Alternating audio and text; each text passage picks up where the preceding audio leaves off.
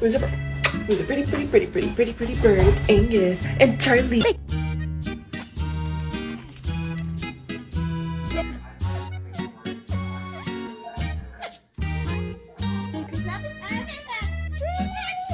Good boy.